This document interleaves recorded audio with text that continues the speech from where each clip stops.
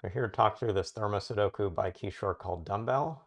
And one sort of thing that stands out a lot about it is it has these middle-sized thermometers. These are all 5 cells long. They would tend to have 4 degrees of freedom. Let me just sort of show you what I mean by that. You can go to something like this pen pot corner mode and choose to like mark the mins and the maxes for each of these digits. And except for the 9 being eliminated here, you see here there are 4 options for these cells. There typically be 5 options for a thermo without any of the number interactions. And we can do this around the grid. This is something that until you get very good at just seeing how digits influence cells, you may want to be marking. 1, 3, 4, 5, 6 coming up, 9, 8, 7, 6, 5, 4 going down, 1, again 2 is seen by that cell, so it's eliminated, 9, 8, 7, 6 is seen by the cell, 5, 4, 2, 3, 4, 5, 9, 8, 7, 5, 4, and this is actually terribly unconstrained, no digits see any part of it. So all these have actually 6 options for them, any digit 1 through 6 going up. So I don't know that I necessarily like having these markings to think through things, but they may sort of draw your eye if you weren't otherwise thinking about what are gray cells just in key bits. Like when you're not just looking for what cells are gray, but you're sort of looking for an abundance of bulbs or ends or something that's going to constrain digits. For instance, 1 and 8 have a set of like different options here. The current min and max have a few cells for them. But let's take this set of rows. It's got 6 thermometer shapes as part of it. It only has ends, and even the closest middle I have is 2 away from a bulb. So functionally 3 or 4 are as small as the digits on the 2 bends of these thermometers can be. So one way we could have looked at this at the start, and I might as well mark these notes in now, is with a 2 needing to be in one of those cells and a 1 needing to be in one of these cells. And another row that's got some constraints like that is actually seeing over here, this thermometer with the bulb is pretty small. There is this one end, so a 9 can be here. The only other place for a 9 is here. And actually an 8 has to be in one of these cells because the 8 can't go over there. And the last space we haven't really worked, but it's still about the same theme about looking for the interesting bits of thermometers is this box here, which has these 3 bulbs, these 3 middles, no ends in sight. So it actually has a constraint around the digit 9, which actually removes a 9 except for this cell in the middle, forces this as an 8, and that looks to be like the break-in for the puzzle. So I might as well, for a little bit of time, just get rid of some of these other things we were marking, because I think they will become distracting, but if you're not yet very good at Thermo-Puzzles, it's quite credible to keep them in the grid and use them a lot. Still looking at this box, which has mostly bulbs and middles. Where does an 8 go? It's not going to be any of these bulbs. Again, these are all constrained to be smallish. These are 5 cell thermos in general. I think 5 is the largest number that can ever go into these.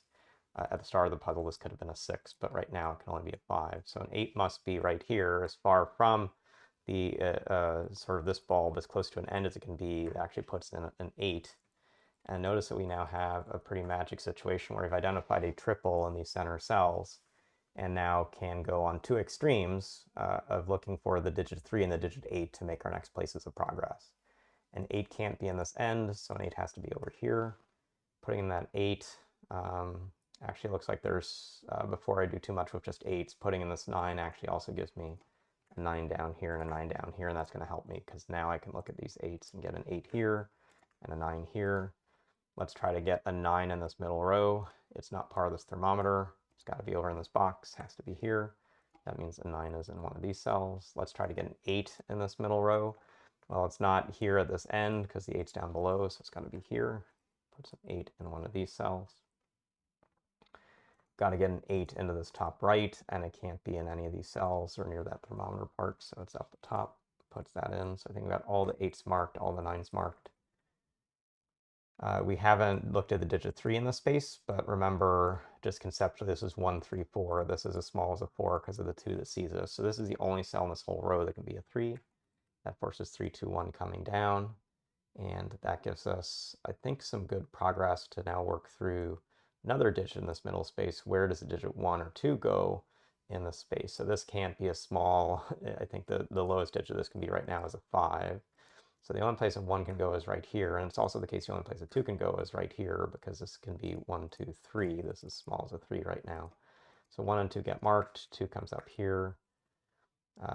Let's sort of figure out where we can force some other 2's. There's a 2 down on the bottom, which means there's actually a 2 in this cell.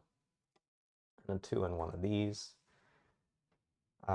This cell is as large as a 7, 6, 5. So in this column, we have an issue that we've got to get big digits in, and it's actually the case. Look at this. This is 5, 4, 3, 2. So these are all 5 or smaller. This cell is also 5 or smaller. So the digit 7 can only be in this thermo. Again, like this is 7, 6, 5. So the digit 6 can only be here in this thermo. So you got those constraints. This is still coming down, so like 7, 6, 5. It's going to be a 4. So where does the digit 5 go? It's got to be over on the left here. This will be 1, 3, 3, 4 to finish this out, and this has all of 1, 3, 4. That 1, 3 looks like it's going to give us some constraints coming down the space. In particular, at this cell, it looked like it could originally go like 1 through 5, but now it can't also have 1, 3 in that. So this can't be a 5. 6, 8, 9 are also seen in the row, so this is another 7. That puts in a 7 down here.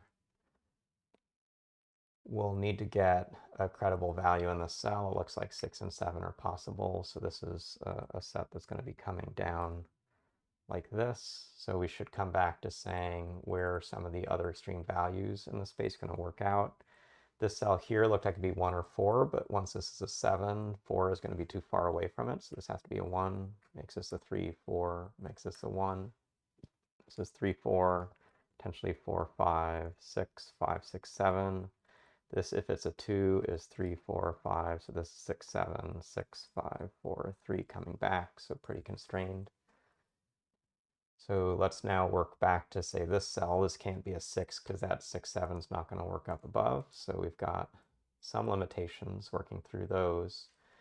Actually, with both of these 1s, we might as well just do a little more to place digits that we could know at this point. So this has to be a 1, moves over the 2, puts in a 6, puts in a 7, puts in this 4. This column is just in the thermo now, so it must be 4, 5, 6 quite quickly. Eliminating those things we just placed. The only place for a 3 is here. This must be as high as a 6. This can be the 4. Those 4s are going to do some limitations coming across, so let's sort of see how that goes. This cell still has a lot of options for it, so this is 2, 3, 4, 5, but we need to get a 7 in one of these cells. That 7 forces a 7 here. This 4 up in this cell forces a 4 over here, which is 3, 2, puts in this 5. That actually forces this 4, 3, puts in this 5, puts in a last 4. This is 3 and 7 coming across. This 4 up top can only go here, so that 4 moves an 8, moves an 8. Those 4s make this the last 4. This is 1, 5, 1, 5. We'll see that the 1s have only the spot left in this column for them. We have 5 and 7 up top, still some options for those. This is actually 2, 3 on the left, giving 3, 7, giving 7, 7, 3. That's going to give us the last 3, last 7, last 5, 5, 1, whoops, 1, 9, 9. This will be 5 and 6. So we do have 5 and 6 over here, but we need to get a 7 as well. That 5 above puts 5 here and 6 here. That puts 5 down below, 6 and 1, and we should be done with the puzzle. So pretty good workout. As I said, some solvers may have liked doing that min-max marking, but if you're really good at least visualizing some of the min-max in your head, you would have seen some key spaces that are limited in this puzzle, like the digits 1 and 2 in the space, eventually the limit even on this 3, 9 coming down here, giving a 9 and a 9 and 8 and 8, stuff like that. Then really working through the middle row, that middle stretch of the dumbbell, once you actually know that you can't have an 8 or 9 in the cell, you get the 8 and 9, and that starts to pin this low end coming up. So lots of ways to use the extremes as long as you know where to look. And that's, again, saying, where do I see bulbs and no ends? Where do I see ends and no bulbs? Those are the key spots to look in any thermometer Sudoku. So thanks for watching this video. Thanks, Kishore, for the great Saturday challenge. We'll see you again soon.